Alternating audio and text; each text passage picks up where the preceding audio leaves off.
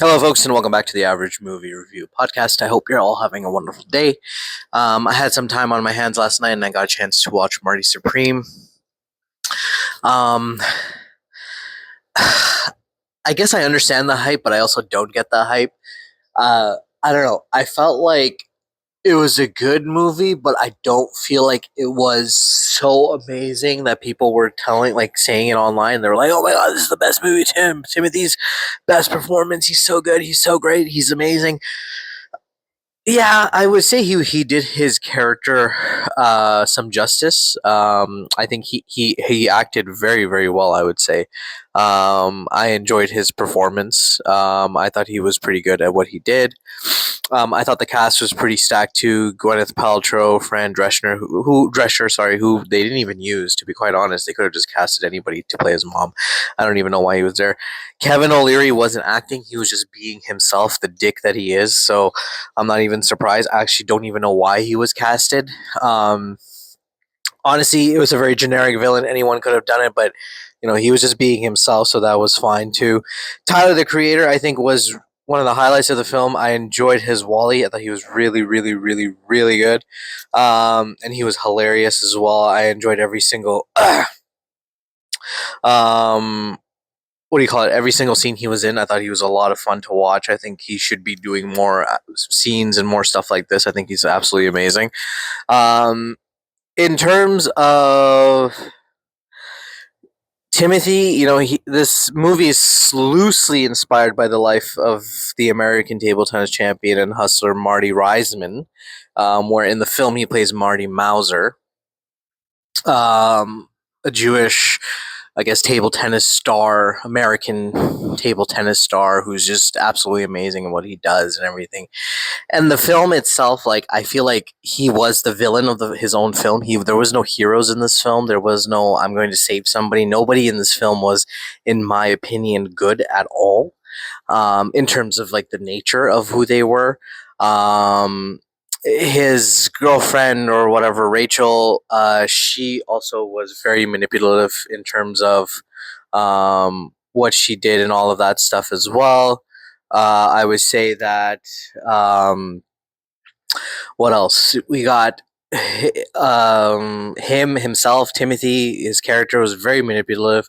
Only wanted one thing, and that was to win whatever the hell the table tennis championship, to be the best that he is. He had a lot of gold, and he was willing to do whatever it took to get there. Gwyneth Paltrow, I felt a little uncomfortable with the scenes with her, and Timothy, but I guess it's fine. But it just felt weird a little because I grew up watching Gwyneth Paltrow, and like for her to be with such a young guy like Timothy felt kind of weird. But again, their real life age difference is about 20 years, which isn't too bad, but it's still, or 20, I think 20 years. It's still a little weird, nevertheless, because the thing is Timothy himself, being the age of 30, still looks like he's 16 to me. Like, this man doesn't age. I feel like he's just not aging at all. But again, he looked way too young for me, like to be paired up with Gwyneth. But it was what it was. None of these characters you could relate to, in the sense that none of them were like, I guess, technically good people. Everybody had their own vices and everybody had their own things. Nobody was innocent in this film. Everybody had their own reasoning and what they wanted to do.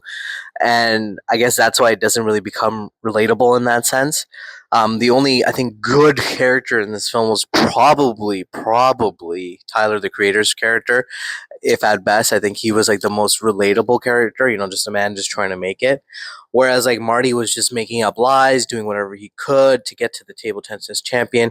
He got his ass smacked by Kevin O'Leary. Again, absolutely unnecessary scene. I don't know why we even needed that scene. It was really stupid. I don't know if Kevin wanted to do it. I don't know if the directors wanted, the Safdie brothers. Again, if it's true, if this actually happened or not. If it happened, okay, I guess fine, you can put it in the movie. But if it didn't happen, absolutely unnecessary scene. Totally didn't even need it. And then at the end of the film, he finally gets his win. He proves everybody wrong. He just wanted to prove one thing, and that was it.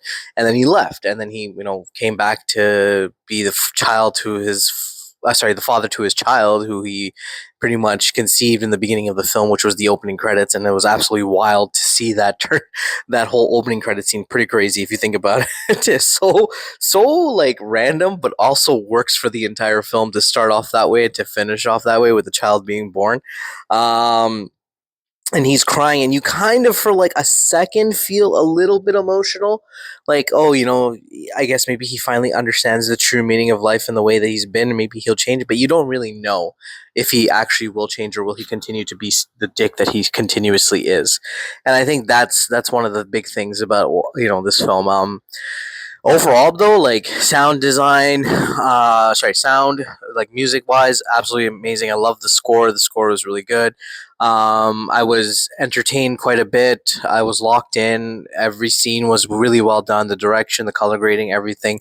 Overall, the movie itself was really well done, well made, but I just don't think the story was as captivating as people made it out to be. I felt like it was a pretty generic story, but also it was the fact that in this movie there is no good guys. You're not really rooting for anyone. You kind of start off rooting for Marty in the beginning, but then you kind of stop at the end, because there are some certain things that you kind of look at and you're like, oh well, this guy's just ambitious. He just wants to get things done. He's so like, I just want to be there. I want to get this done, right?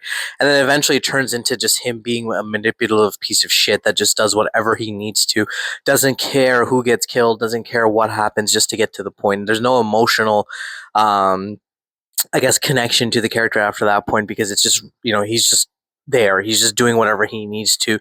And some of the scenes felt like it was just things were just randomly happening. Like there was no, I guess there was no connection to where it was going. It was just like a what do you call it? Like a couple of scenes of just misfortunate events transpiring all together, and it just kept getting worse and worse and worse and worse as we kept watching all along.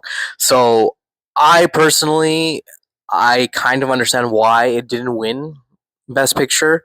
I don't know why it didn't win any other Oscars, to be quite honest. I think Timothy did an amazing job playing the character he was given. He brought Marty Mauser to life. I actually kind of hated the guy by the end of the film, so kudos to him for that. I think he did a really good job on that part. But I don't know if it was Oscar worthy. I would say, actually, you know what? I do know, and I would say yes, but again, Michael B. Jordan, phenomenal actor. So Timothy's still got a little ways to go, maybe another year or two, and then hopefully he'll be in the running. And plus, remember, Leo didn't get his until God knows when, right? So, but he's on track. I think if he continues to do films like these, play the characters as they're supposed to be, I think he'll thrive. I think he'll do an amazing job, and he's just almost there. He's just gotta keep pushing through, I think. But yeah, that's my review on Marty Supreme. I'd give it a solid 7.5 out of 10. I thought it was a good film. I don't know if it was as amazing as people made it out to be, but I thought it was a really good film. But yeah, let me know what you guys think, and I'd love to hear from you. Please leave a comment, and catch you on the next one.